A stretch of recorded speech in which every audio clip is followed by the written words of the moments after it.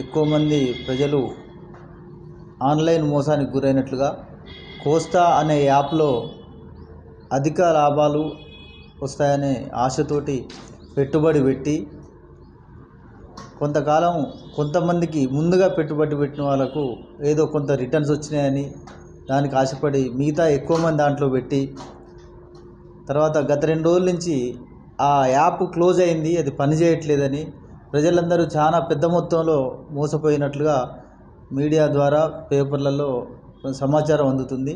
దీని మీద విచారణ జరపడం జరుగుతుంది. ప్రజలందరూ కూడా అప్రమత్తంగా ఉండాలి. డబ్బులు ఎవరికి సులభంగా రావు. అధిక వడ్డీలకు అత్యాశకు పోతే మోసానికి గురయ్యే అవకాశం ఉంటుంది. ఎట్టి పరిస్థితుల్లో కూడా ఎవరు కూడా అట్లా మోసానికి గురి కాకుండా ఉండాలి. అందరూ అప్రమత్తంగా ఉండాలి, జాగ్రత్తలు తీసుకోవాలి.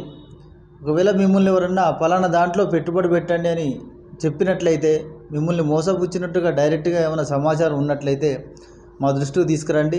వెంటనే వారి మీద చట్ట ప్రకారం కఠిన చర్యలు తీసుకోబడతాయి. ఎవరు ప్రలోభ పెట్టినా కానీ అట్ట వ్యక్తుల్ని సహించేది లేదు. వాళ్ళ మీద చర్యలు తీసుకుంటాం.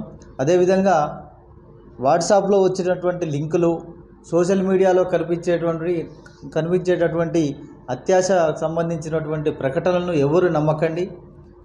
దయచేసి ప్రజలందరూ కూడా అప్రమత్తంగా ఉండి ఇలాంటి మోసాలకు గురి కాకుండా ఉండాలని, ఏమైనా ఉంటే వెంటనే పోలీసుకు సమాచారం అందించండి.